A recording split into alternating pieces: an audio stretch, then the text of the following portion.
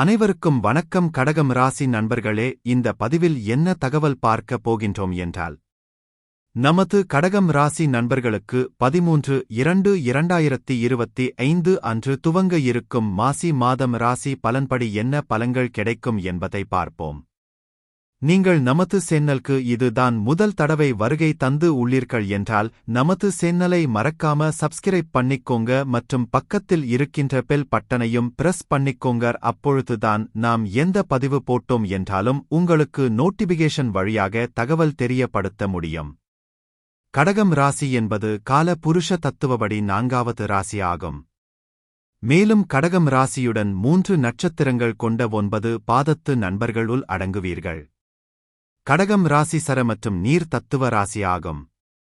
இதில் பூசம் 1 முதல் 4 பாதங்கள் வரை, ஆயில்யம் 1 முதல் 4 பாதங்கள் வரை மற்றும் புனர்பூசம் 4ஆம் பாதம் மட்டும் கடகம் ராசியுடன் உள் அடங்குவீர்கள். கடகம் ராசியின் அதிபதி சந்திரா பகவான் என்பதால் நீங்கள் வேண்டி வணங்க வேண்டிய கடவுள் சிவ பெருமான் மற்றும் அம்மன் தாயார் ஆவார். உங்களால் முடியும் என்றால் ஒவ்வொரு வார திங்கட்கிழமை அல்லது வெள்ளிக்கிழமை உங்கள் வீட்டின் அருகில் இருக்கின்ற சிவ பெருமான் கடவுள் கோவில் சென்று வழிபாடு செய்து விட்டு வாருங்கள். அப்படி செய்து வந்தால் உங்களுக்கு வர இருக்கும் பிரச்சனைகளில் இருந்து உங்களை நீங்கள் காத்து கொள்ள முடியும். தற்பொழுது ராகு பகவான் உங்களது 9ஆம் வீடான தந்தை மற்றும் பாக்கியஸ்தானத்தில் அமர்ந்து உள்ளார். 9வது வீட்டில் ராகு உங்களை குழப்பமானவராகவும் கடவுள் பயமுள்ளவராகவும் ஆக்குகிறார். ஆனால் மிகவும் ஆன்மீக ரீதியில் இருக்கிறார். ஜோதிடம், ஆன்மீகம் மற்றும் தத்துவம் ஆகியவற்றில் உங்கள் அறிவை நீங்கள் பெருக்கிக் கொள்ளலாம். உங்களுக்கு இருக்கும் அபரிமிதமான நிபுணத்துவத்தை நீங்கள் பரப்பலாம் மற்றும் பிரசங்கிக்கலாம். ஆசிரியர், செல்வாக்கு செலுத்துபவர் அல்லது அறிஞராக நீங்கள் நிறைய புகழ் மற்றும் பணத்தைப் பெறலாம். 9ஆம் வீட்டில் ராகு உங்களுக்கு அதிர்ஷ்டத்தையும் தரக்கூடும். உங்கள் அதிர்ஷ்டம், வெளிநாட்டவர், மனைவி மற்றும் மாமியார் ஆகியோரின் ஆதரவுடன் நிதி ஆதாயங்களும் வரும். வெளிநாடுகளுக்குச் செல்வதற்கான வாய்ப்புகளையும் உருவாக்குகிறது. இந்த பயணங்கள் மதம், ஆன்மீகம், சமூகவியல் மற்றும் தத்துவம் ஆகியவற்றின் கலாச்சார அம்சங்களை ஆராயவும் உங்கள் அறிவை மேம்படுத்தவும் உங்களை அனுமதிக்கலாம். 9வது வீடு நீண்ட வெளிநாட்டு பயணங்கள் மற்றும் உங்கள் வாழ்க்கை பயணங்களுடன் தொடர்புடையது. உங்கள் வாழ்க்கையை பாதிக்கும் உங்கள் செயல்கள் மற்றும் கலாச்சார உறவுகளை இந்த வீடு நிர்வகிக்கிறது. இந்த மாளிகை உங்கள் ஞானத்தையும் தார்மீக விழுமியங்களையும் கட்டுப்படுத்துகிறது. இந்த இல்லமானது உங்கள் தத்துவ நாட்டம் மற்றும் கற்றல் மற்றும் உங்கள் உலக அறிவை மேம்படுத்துவதற்கான ஈர்ப்பைக் குறிக்கிறது. உங்கள் ஆன்மாவையும் உள்நிலையையும் தேடுவதற்கான உங்கள் விருப்பத்தை இது பிரதிபலிக்கிறது. உங்கள் தந்தையுடனான உங்கள் உறவும் இந்த சபையில் அங்கீகரிக்கப்பட்டுள்ளது. உங்கள் ஆன்மீக ஆசிரியர்கள் அல்லது வழிகாட்டிகளுடன் பரோபகார முயற்சிகள் மற்றும் தொடர்புகளை இந்த மாளிகை நிர்வகிக்கிறது. சுக்கிர பகவான் உங்களது 4 மற்றும் 11ஆம் வீட்டின் அதிபதி ஆவார். தற்பொழுது சுக்கிர பகவான் உங்களது 9ஆம் வீடான தந்தை மற்றும் பாக்கியஸ்தானத்தில் அமர்ந்து உள்ளார். ஜாதகத்தில் 9ஆம் வீட்டில் உள்ள சுக்கிரன் இந்த பூர்வீக நபர்களை ஒரு காதலனாக அல்லது வாழ்க்கைத் துணையாகக் காணச் செய்கிறார். அவர் அவர்களின் நல்ல குணங்களை மேம்படுத்துகிறார் மற்றும் அவர்களின் குறைபாடுகளை ஏற்றுக்கொள்கிறார். 9ஆம் வீட்டில் சுக்கிரன் இருக்கும் பூர்வீகவாசிகள் ஒருவரை ஆழமாக நேசிக்கவும் பதிலுக்கு ஆழமாக நேசிக்கப்படவும் பயப்படக்கூடாது. அவர்கள் ஒருவருடன் இருந்தால் அவர்கள் தங்கள் வாழ்க்கையை முழுவதுமாக மாற்ற வேண்டும் என்று அர்த்தமல்ல. இந்த பூர்வீகவாசிகள் தாங்கள் செய்து வந்த காரியங்களை தொடர்ந்து செய்யலாம். இந்த பூர்வீகவாசிகள் நீண்ட தூர உறவுகளைப் பேணுவதில் வல்லவர்கள்.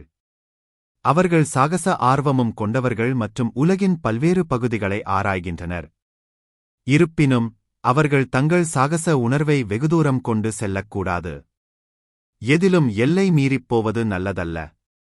9வது வீட்டில் சுக்கிரனின் எரிப்பு உங்கள் உண்மையான திறமை மற்றும் திறனைக் கண்டறிய கடினமாக போராடும். நீங்கள் நண்பர்களால் அல்லது உறவில் உங்கள் துணையால் முதுகில் குத்தப்படலாம். உங்கள் அனுபவம் உங்கள் பிணைப்பைத் தூண்டி கெடுக்கும் என்பதால் நீங்கள் உறவுகளில் நம்பிக்கை சிக்கல்களை சந்திக்க நேரிடலாம். தொழில்முறை அரங்கில் வளர்ச்சி, முன்னேற்றம், வெற்றி மற்றும் நிதி செழிப்பு ஆகியவற்றை அடைய அதிக கவனம் மற்றும் திட்டமிடல் தேவைப்படும். சனி பகவான் உங்களது 7 மற்றும் 8ஆம் வீட்டின் அதிபதி ஆவார். தற்பொழுது சனி பகவான் உங்களது 8ஆம் வீடான ஆயுள் கடன் மற்றும் வம்பு வழக்கு ஸ்தானத்தில் அமர்ந்து உள்ளார். 8ஆம் வீட்டில் இருக்கும் சனி வாழ்க்கையில் தடைகள், காயங்கள் மற்றும் நிதி இழப்புகள் மூலம் நிறைய ஏற்றத்தாழ்வுகளைக் கொண்டு வருகிறார். இது அவர்களின் மனதையும் இதயத்தையும் கணிசமாக பாதிக்கிறது. இது அவர்களை ஒரு மாற்றம் மற்றும் வளர்ச்சிக்கு உட்படுத்தலாம். 8ஆம் வீட்டில் சனி இருக்கும் பூர்வீகவாசிகள் மாற்றங்களை ஏற்றுக்கொள்வது, வளைந்து கொடுப்பது மற்றும் தங்கள் வாழ்க்கையில் மாற்றியமைப்பது சவாலாக இருக்கலாம். 8வது வீடு வளர்ச்சி மற்றும் நிலையான மாற்றம் மூலம் மாற்றங்களைக் குறிக்கிறது. ஜாதகத்தின் 8ஆம் வீட்டில் சனியின் நிகழ்வு, பூர்வீகவாசிகள் அவ்வப்போது தங்களைத் தாங்களே புதுப்பித்துக் கொள்ள வேண்டும் என்பதைக் குறிக்கலாம். திடீர் மாற்றத்தை அவர்கள் மிகவும் மன அழுத்தமாகக் காணலாம், ஏனெனில் இது அவர்களுக்கு நிறைய கவலை, அமைதியின்மை மற்றும் கவலையை கொடுக்கலாம். பூர்வீகவாசிகள் சரியான நேர்மையான மனப்பான்மை மற்றும் மாற்றத்திற்கு தயாராகவோ அல்லது நெகிழ்வாகவோ இருந்தால் வாழ்க்கையில் நிறைய நன்மைகளைப் பெறலாம். பூர்வீகவாசிகள் எதிர்பாராத ஆதாரங்கள் மூலம் கண்ணியமான தொகையைப் பெறலாம், மேலும் பரம்பரை மூலம் ஆதாயங்கள் இருக்கும். 8ஆம் வீட்டில் உள்ள சாதகமான சனி உங்களை மற்றவர்களின் ஆற்றலைத் தட்டியெழுப்பவும், மற்றவர்களுக்கு ஆறுதல் அளிக்கவும், மற்றவர்களைக் குணப்படுத்தவும், அவர்களின் உணர்ச்சிகளை உணரவும் கூடிய பச்சாதாபமான ஆளுமையாக உங்களை உருவாக்குகிறது. 8ஆம் வீட்டில் உள்ள சனி உங்களுக்கு பற்றின்மை, தைரியம் மற்றும் தனிமையின் மீதான அன்பைக் கொடுக்கலாம். வியாழன், சுக்கிரன் அல்லது புதனுடன் 8ஆம் வீட்டில் சனி இருப்பதால் மாமியார், குடும்ப வணிகம் மற்றும் பரம்பரை மூலம் நிறைய செல்வம் கிடைக்கும். ஒரு எரிப்பு சனி உங்களை தொழில் ரீதியாகவும் நிதி ரீதியாகவும் வளர அனுமதிக்காது. உங்கள் வாழ்க்கையிலும் சில சமயங்களில் உங்கள் அன்றாட வாழ்க்கையிலும் பல போராட்டங்கள் மற்றும் தடைகளை நீங்கள் சந்திக்க நேரிடலாம். உங்கள் படிப்பை முடிப்பதில் தாமதங்கள், இடைவெளிகள் மற்றும் இடைவெளிகளை நீங்கள் சந்திக்க நேரிடும். துலாம் அல்லது விருச்சிக ராசியில் 8வது வீட்டில் இருக்கும் சனி மிக நீண்ட ஆயுளைக் கொடுக்கிறார், ஆனால் ஒருவரை சூனியம் செய்யும் அல்லது கவர்ந்திழுக்கும். சனி உங்கள் வாழ்க்கையில் திடீர் துரதிர்ஷ்டத்தை ஏற்படுத்தும். சூரிய பகவான் உங்களது 2ஆம் வீட்டின் அதிபதி ஆவார். தற்பொழுது சூரிய பகவான் உங்களது 8ஆம் வீடான ஆயுள் கடன் மற்றும் வம்பு வழக்கு ஸ்தானத்தில் அமர்ந்து உள்ளார். 8ஆம் வீட்டில் சூரியன் இருந்தால் தொழில் நிலையானது. அத்தகையவர்கள் தங்கள் வாழ்க்கையின் நடுத்தர ஆண்டுகளில் தங்கள் வேலைகள் அல்லது வியாபாரத்தில் வளர்ச்சியை கவனிக்கிறார்கள். பூர்வீகம், ஆன்மீகம் மற்றும் மதத்தில் தொழில் செய்வதில் அதிக நாட்டம் கொண்டால் அது அவர்களை மகிழ்ச்சியாகவும் வளமாகவும் உணர வைக்கும். 8ஆம் வீட்டில் சூரியன் ஒரு நல்ல விவேகமான பார்வை அல்லது சிந்தனை செயல்முறை மற்றும் பொதுவாக தொழில் அல்லது வாழ்க்கையில் தெளிவான திசையை அளிக்கிறது.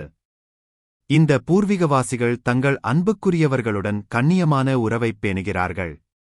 அவற்றை மறைக்கும்போது அவர்கள் பாதுகாப்பின்மை குறித்து கவனமாக இருக்க வேண்டும்.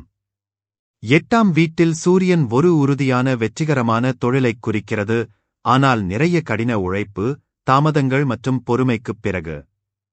இந்த நபர்கள் தங்கள் வேலையில் மிகவும் வரிசைப்படுத்தப்பட்டவர்கள் மற்றும் எப்போதும் தங்கள் வேலையிலிருந்து புதிதாக ஒன்றைக் கொடுக்கவும் சாதிக்கவும் முயற்சி செய்வீர்கள். புதன் பகவான் உங்களது 3ஆம் வீட்டின் மற்றும் 12ஆம் வீட்டின் அதிபதி ஆவார்.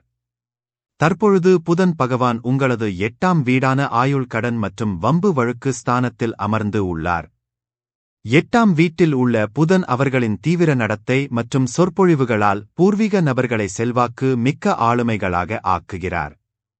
8ஆம் வீட்டில் உள்ள புதன் நல்ல ஆயுளையும், கண்ணியமான செல்வத்தையும், கணிசமான பரம்பரை சொத்துக்களையும் தருகிறார். இந்த பூர்வீகவாசிகள் அதிக ஆன்மீக நாட்டம் கொண்டவர்கள். 8ஆம் பாவாடாவில் உள்ள புதன் பூர்வீகத்திற்கு தத்துவ சிந்தனைகள், ஆழ்ந்த சிந்தனை மற்றும் தீவிர பகுப்பாய்வு சக்திகளை கொண்டு வருகிறார். 8ஆம் பாவாவில் புதன் இருப்பதால் பிறருடைய பணம் மற்றும் லாபகரமான விஷயங்களில் பூர்வீகம் மிகுந்த ஆர்வத்தை ஏற்படுத்தும்.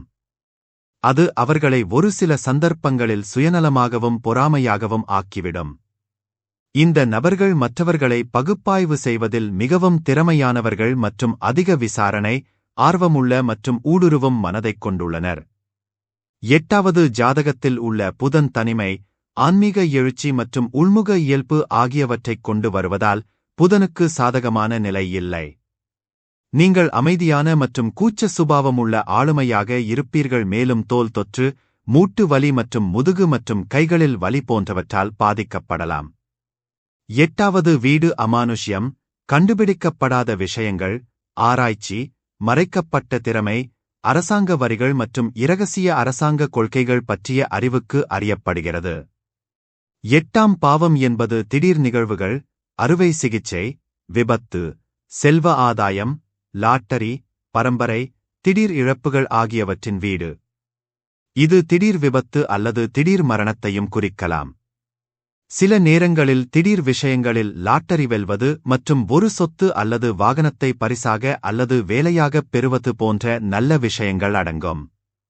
8வது வீட்டில் உள்ள சாதகமான பலன் புதன் 35 வயதிற்குப் பிறகு பல விஷயங்களில் ஆராய்ச்சி மற்றும் புலனாய்வுப் பணிகளின் மூலம் உங்கள் நிதி நிலையை மேம்படுத்தலாம். நீங்கள் நம்பிக்கையுடனும் பிடிவாதமாகவும் இருப்பீர்கள். நீங்கள் உங்கள் மீது முழு நம்பிக்கை வைத்திருப்பீர்கள், முதலில் உங்களுக்கே எப்போதும் முன்னுரிமை கொடுக்கலாம். உங்கள் முடிவு மற்றும் விருப்பத்தின் அடிப்படையில் மற்றவர்களைக் கட்டுப்படுத்தும் நம்பிக்கை, தலைமைப் பண்பு மற்றும் மன உறுதியும் உங்களிடம் இருக்கலாம். வாழ்க்கை, மரணம், விஞ்ஞானம், ஜோதிடம், அமானுஷ்யம், ஆன்மீகம் போன்றவற்றின் மர்மங்கள் மற்றும் இரகசியங்களை நீங்கள் அவிழ்த்துவிடலாம். 8ஆம் வீட்டில் உள்ள புதன் உங்களை வெளிநாட்டு நாடுகளில் குடியேறச் செய்யும், நல்ல அளவு திரவ செல்வம் மற்றும் சேமிப்புடன். 8ஆம் பாவத்தில் உள்ள புதன் உங்களை திரைப்படம், பொழுதுபோக்கு, ஊடகம் மற்றும் விளையாட்டு ஆகியவற்றில் பிரபலமாக்கலாம் அல்லது வெற்றியடையச் செய்யலாம். செவ்வாய் பகவான் உங்களது 5ஆம் வீட்டின் மற்றும் 10ஆம் வீட்டின் அதிபதி ஆவார். தற்பொழுது செவ்வாய் பகவான் உங்களது 12ஆம் வீடான விரயஸ்தானத்தில் அமர்ந்து உள்ளார்.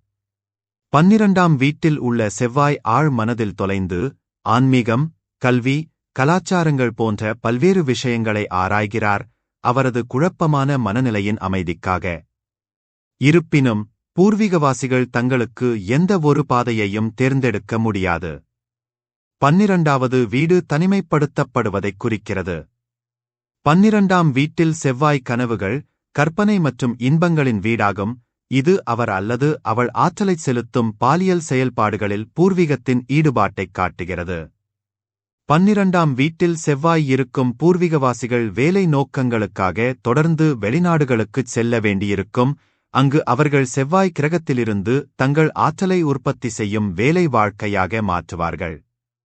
12வது வீட்டில் செவ்வாய் பூர்வீக உலகில் இருந்து தனிமைப்படுத்தப்படுவதைக் காட்டுகிறது, இது பூர்வீகம் ஒரு ஆராய்ச்சியாளராகவோ அல்லது வெளிநாட்டில் தனியாக பணிபுரியும் கள விஞ்ஞானியாகவோ இருக்கலாம். பூர்வீகம் கற்பனை மற்றும் தெளிவான படைப்பு யோசனைகளால் ஆசீர்வதிக்கப்படலாம், அது அவரை ஒரு பிரபலமான மற்றும் படைப்பாற்றல் எழுத்தாளராக மாற்றும். 12ஆம் வீட்டில் இருந்து செவ்வாய், 6ஆம் வீட்டின் அம்சம், அதிகமாக பணம் செலவழிப்பதையும், சில சமயங்களில் பூர்வீகத்திற்காக கடனில் விழுவதையும் குறிக்கிறது. இதேபோல், செவ்வாய் 12ஆம் பாவாவிலிருந்து 7ஆம் வீட்டைப் பார்க்கும்போது, அது திருமணத்தைப் பாதுகாக்கும் அல்லது பல திருமணங்களைத் தரும். இருப்பினும், இவரது பங்குதாரர் வாக்குவாதம், ஆதிக்கம் மற்றும் அவருக்கு சவாலாக இருப்பார். குரு பகவான் உங்களது 6ஆம் வீட்டின் மற்றும் 9ஆம் வீட்டின் அதிபதி ஆவார். தற்பொழுது செவ்வாய் பகவான் உங்களது 11ஆம் வீடான லாபஸ்தானத்தில் அமர்ந்து உள்ளார். பொதுவாக, வியாழன் அவர்களின் 11வது வீட்டில் இருக்கும் ஒரு நபர் அவர்களின் வாழ்க்கையில் நல்ல ஆரோக்கியம், செல்வம் மற்றும் மகிழ்ச்சியுடன் ஆசீர்வதிக்கப்படுகிறார். இவ்வாறு வியாழன் 11வது வீட்டில் இருப்பது பல அம்சங்களில் நன்மை பயக்கும். ஜாதகத்தின் 11வது வீட்டில் உள்ள வியாழன் பூர்வீகத்தை மிகவும் நம்பிக்கையான நபராக ஆக்குகிறது. நீங்கள் ஒரு தத்துவ மனநிலையைக் கொண்டிருக்கலாம் மற்றும் தொடர்ந்து ஆர்வமாக இருப்பீர்கள். அவர்கள் ஒரு நல்ல தலைவராக வரலாம் மற்றும் மந்தமான சூழலை தங்கள் இருப்புடன் மகிழ்ச்சியாக மாற்றலாம். இந்த நபர்களுக்கு பல உண்மையான நண்பர்களைப் பெறுவதற்கு அதிர்ஷ்டம் இருக்கலாம், அவர்கள் தங்கள் தேவையின் போது அவர்களுக்கு ஆதரவளிக்கலாம், அவர்கள் கீழே விழுந்தாலும் கூட. அவர்கள் வெளிநாட்டு நாடுகளிலும் நல்ல பிணைப்புகளையும் தொடர்புகளையும் உருவாக்க வாய்ப்புள்ளது. இந்த பூர்வீகவாசிகள் பாசமாக இருக்க முடியும் மற்றும் தங்கள் குழந்தைகளுடன் அருகாமையை பகிர்ந்து கொள்ளலாம். இந்த நபர்கள் தங்கள் குழந்தைகளில் நிறைய அறிவையும் மதிப்புகளையும் வளர்க்கலாம். எனவே குழந்தைகள் விவேகமுள்ளவர்களாகவும் தொலைநோக்குடையவர்களாகவும் ஞானமுள்ளவர்களாகவும் நன்கு படித்தவர்களாகவும் இருப்பார்கள். குறிப்பாக பெண்களுக்கு 11வது வீட்டில் உள்ள வியாழன் அவர்களின் ஆத்ம துணையை அல்லது சிறந்த ஜோடியை மாநாடு போன்ற ஒரு பெரிய சமூக கூட்டத்தில் கண்டுபிடிக்க அனுமதிக்கலாம், மேலும் அவர்களின் கணவர்கள் செல்வந்தர்களாகவும் அவர்களிடம் மிகுந்த அக்கறை கொண்டவர்களாகவும் மாறுவார்கள். பூர்வீக ஆண் தனது துணையுடன் நிறைய பணம் மற்றும் சொத்து சம்பாதிக்க முடியும். வியாழன் 11ஆம் வீட்டில் உங்களுக்கு நிறைய தொடர்புகள் உள்ளன, அவர்கள் எந்த நேரத்திலும் உதவி வழங்க தயாராக இருப்பார்கள். நீங்களும் அவர்களுக்கு சமமாக அர்ப்பணிப்புடன் இருக்கிறீர்கள். நீங்கள் அறிவார்ந்த நம்பிக்கையுள்ள மக்களுடன் முதன்மையாக இணையம் அல்லது வெளிநாட்டு நிலங்கள் மூலம் விரைவான தொடர்புகளை உருவாக்குகிறீர்கள். இந்த நட்பு பெரும்பாலும் உங்களுக்கு சாதகமாக இருக்கும் மற்றும் நீண்ட காலம் நீடிக்கும். உங்களின் சுறுசுறுப்பான சமூக வாழ்க்கை பெரும்பாலும் உங்கள் அதிகப்படியான ஈடுபாட்டிற்கு வழிவகுக்கும், இது உடல் பருமன் போன்ற உடல்நலப் பிரச்சினைகளை ஏற்படுத்துகிறது. நீங்கள் நண்பர்களுடன் ஆடம்பரமாக இருக்கிறீர்கள், அதை நீங்கள் தவிர்க்க வேண்டும். உங்கள் நண்பர்கள் உங்களுக்கு செல்வாக்கு மிக்கவர்களாகவும் விசுவாசமாகவும் இருப்பார்கள். 11வது வீட்டில் உள்ள வியாழன் பலவீனமடையும் வரை பூர்வீக நல்ல தொடர்பு மற்றும் மூத்த உடன்பிறப்புகளுடன் நல்ல தொடர்பு மற்றும் உறவுக்கான சிறந்த மற்றும் போதுமான கல்வியைக் குறிக்கிறது.